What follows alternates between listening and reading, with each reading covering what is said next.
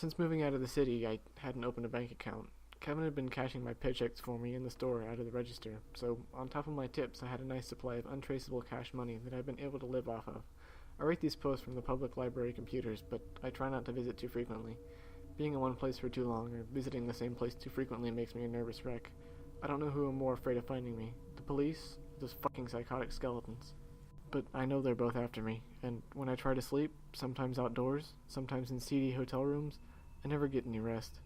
Every slight bump or knock is a girl in face paint coming to leave me a dead man's head. Every flash of headlights is a cop car, finally catching up to me. I've tried to change my appearance. I grew up my beard while also shaving my head. I bought some of those glasses with the non-corrective lenses and a hideous new wardrobe from Goodwill. I've lost a significant amount of weight in less than a month because I eat rarely and not well. That, coupled with the lack of sleep and almost constant movement. My eyes and cheeks are sunken in, my jaw is more defined.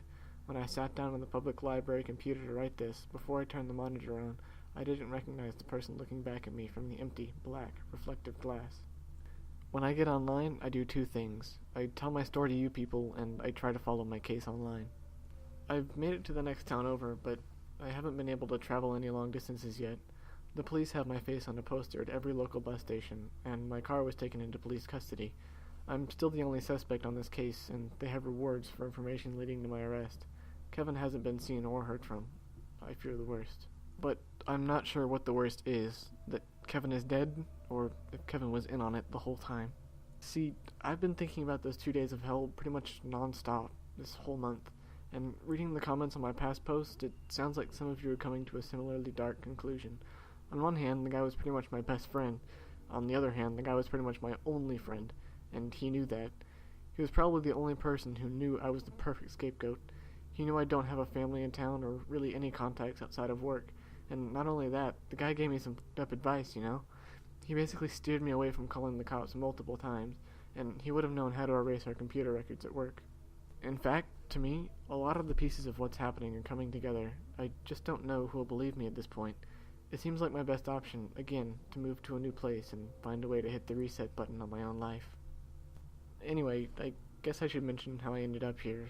Not just sitting in the public library or running from the authorities or sleeping in the woods, but how I found myself in this city. Some people have been asking about what happened in my hometown. To address the first point, and to keep things short, the police didn't believe me. Their questions were almost painfully transparent. They seemed to think my story was too convenient, and I couldn't really blame them. Why was there blood in my car? Because a girl in a skeleton costume put it there. Why were my prints on the machete? Because they handed it to me. Why didn't I call the police sooner? I don't know. Why was there blood on my kitchen table? I didn't know that they'd been to my apartment, and it was a hand, left by the same female skeleton. I'm being framed. Yes, I was at work, but no, there's no video or time card evidence to prove it. It's been conveniently erased. They told me not to leave. So that's the first thing I did. I've been running from the law and planning my way out ever since. I'm kinda good at it, and it's because I've done it before. See, here's what I haven't been telling you about my past. So, yeah, I deliver pizzas for a living. I really like it, actually, and it's what I was doing in my hometown, too. For a guy like me, a job where I spend most of my time riding around in my car alone is perfect, and I'll be honest, what I really like are the short interactions I get to have with random people on their doorsteps.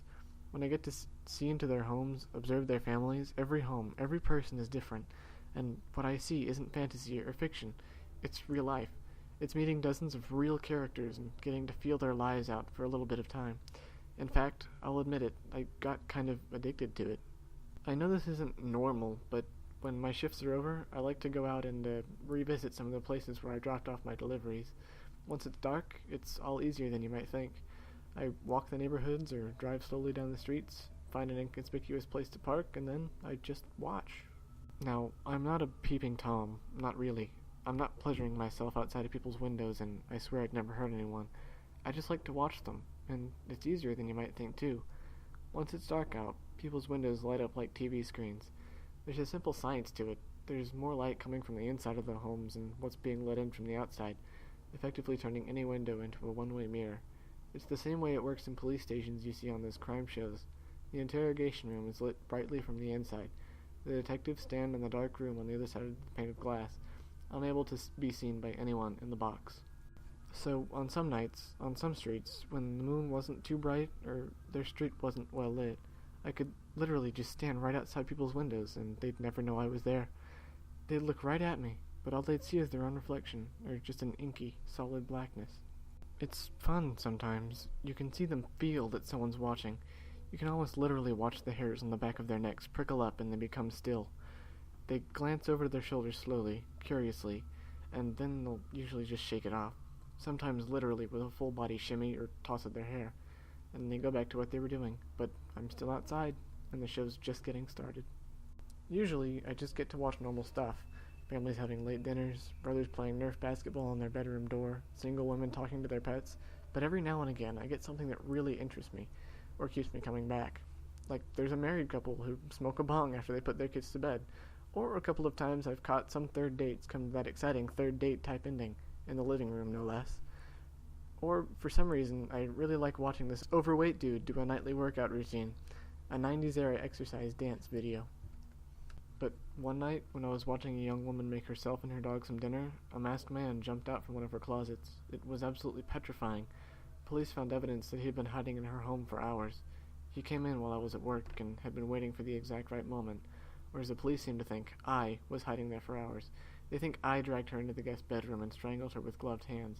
See, what I didn't know was the neighbor's twin girls had seen me standing in front of the house when all this happened, watching the woman through her windows. They identified me, and then other neighbors started to accuse me. Only about half were people I had actually watched, but they all claimed to have felt victim to someone watching them at nights. A couple more claimed to recognize my face from their windows. So I slipped town. I bought a used car from some guy off Craigslist, paid him in cash, and booked it 3 states over. Ducking the police is such a rush, I tell you. If you've ever even tried to outrun a city cop looking to give you a speeding ticket, you know what I'm talking about. Living out of my car for months, I was eventually able to get an apartment and start to feel settled down. Then, well, all of this happened. Then I got screwed again. Like I said before, my life is kind of starting to feel like the awful horror flick version of The Truman Show. Like my destiny is scripted and my fate is playing out for the enjoyment of a morbid audience. But speaking of feeling watched, right now, literally in this very moment, as I sit here typing this on an outdated computer, night has long since fallen over this little library. The librarians keep telling me that they close in 15 minutes, and that I need to be leaving, and I can't help it. I keep finding myself glancing over my shoulders, and the hairs on the back of my neck are all prickled up, and outside of the windows, well, I can't see outside the window. To me, they all just look like a mirror.